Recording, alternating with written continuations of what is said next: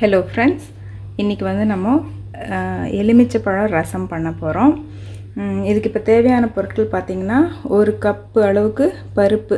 இப்போ சாதாரணமா நீங்க சாம்பாருக்கு வேக போடிங்கனா அதில இருந்து 1 கப் எடுத்து வெச்சுக்கோங்க. ப்ளஸ் வந்து ஒரு ஃபுல் லெமன் இந்த மாதிரி பெருசா எடுத்து வெச்சுக்கோங்க. தாளிக்கும்போது நம்ம வந்து யூசுவலா காஞ்ச மிளகாய் போட்டு தாளிப்போம் ரசத்துக்கு. பட் வந்து இந்த எலுமிச்சை ரசத்துக்கு வந்து பச்சை மிளகாய் போட்டு தான் தாளிக்கணும். அது தவிர ஒரே ஒரு தக்காளி பெரிய தக்காளி இந்த மாதிரி பொடியா நறுக்கி வெச்சுக்கோங்க. பூண்டு ஒரு 4-5 பல்லு நசுக்கி வெச்சுக்கோங்க. கருவேப்பிலை கொத்தமல்லி ரசத்துக்கு போடுறது தேவையான அளவு எடுத்து வெச்சுக்கோங்க. இது தவிர வந்து ரசப்பொடிக்கு வந்து 1 டேபிள்ஸ்பூன் மிளகு 1 டேபிள்ஸ்பூன் சீரகம். இப்போ வந்து உப்பு வந்து தேவையான அளவு. இப்போ வந்து ஃபர்ஸ்ட் நம்ம ஒரு பாத்திரம் எதில் வந்து நம்ம ரசம் கூட்ட போகிறோமோ அந்த கிண்ணத்தை எடுத்துக்கலாம். அதுலேயே வந்து நம்ம இந்த 1 கப்பு அளவுக்கு பருப்பு எடுத்து வச்சுருக்கோம் இல்லையா, இதை போட்டு நல்லா மேஷ் பண்ணிக்கலாம்.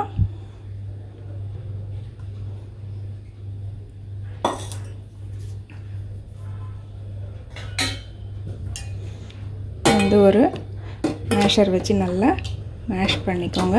இல்லை நீங்கள் சாம்பாருக்கு கடையும் போது கடைஞ்சிட்டே கூட 1 கப் எடுத்து வச்சுக்கலாம். மத்தில் வச்சு நல்லா கடைஞ்சிட்டு 1 கப் எடுத்து வச்சுக்கோங்க. இப்போ பருப்பு நல்லா மசிஞ்சிருச்சு. இதில் தேவையான அளவு தண்ணியை விட்டுக்கலாம். நம்ம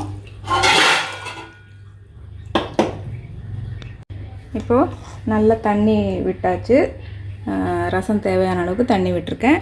இதில் ஒரு 1/4 டீஸ்பூன் அளவுக்கு மஞ்சள் தூள். யூஸ்வலாகவே நம்ம பருப்பு வேக போடும்போது மஞ்சள் போட்டு தான் வேக வைக்கிறோம். இதோட இன்னொரு 1/4 டீஸ்பூன் மஞ்சள் தூளை ஆட் பண்ணிக்கோங்க.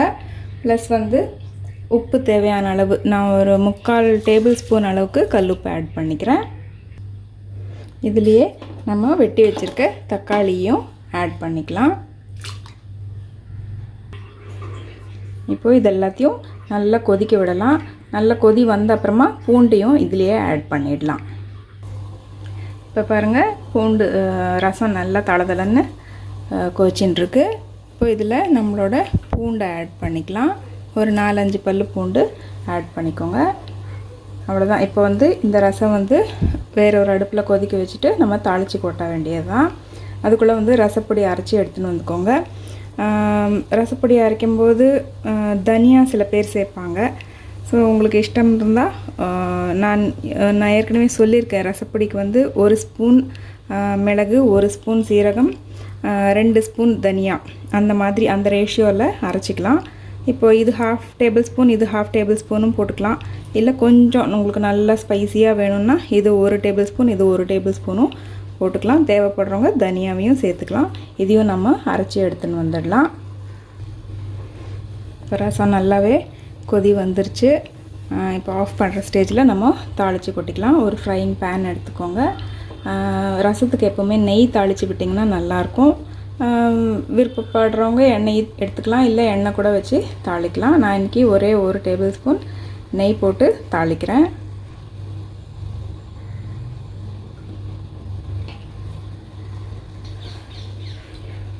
நெய் நல்லா உருகுனதும் துளியோண்டு கடுகு ஒரு 1/2 டேபிள் ஸ்பூன் போட்டுக்கலாம். கடுகு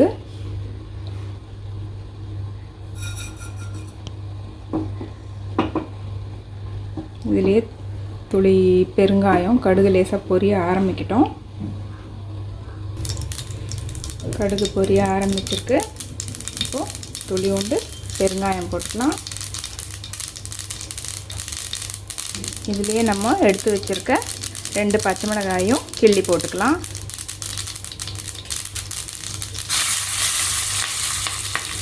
அடுத்தது இதுலேயே கருவேப்பிலையும் போட்டுடலாம்.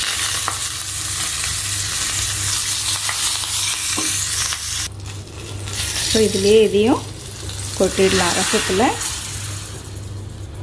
அடுத்தது ஸ்டவ் ஆஃப் பண்ணிவிட்டு லெமன் பிழிஞ்சு விட்டுக்கலாம். ரசப்பொடியை போட்டுக்கலாம். கொத்தமல்லியை தூவி விட்டுடலாம். ஸ்டவ் ஆஃப் பண்ணிவிட்டு இந்த தாளிக்கிறது கொஞ்சம் நின்ன உடனே இதெல்லாத்தையும் போட்டுடலாம். இப்போ ஸ்டவ் ஆஃப் பண்ணியாச்சுங்க. நான் அரைச்சி வச்சுருக்க ரசப்பொடியும் போட்டுடுறேன். இதுலேயே இந்த லெமனையும் பிழிஞ்சு விட்டுக்கலாம்.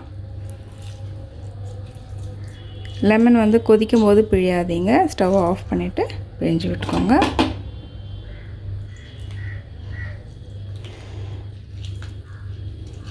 இப்போ நமக்கு வந்து புளிப்புக்கு வந்து லெமனோட புளிப்பு தான், தக்காளி ஒன்று போட்டிருக்கோம், புளி தண்ணி ஊற்றலை. அவ்வளோதான். இதில் கருவேப்பிலை அது கொத்தமல்லியும் தூவி விட்டுடலாம்.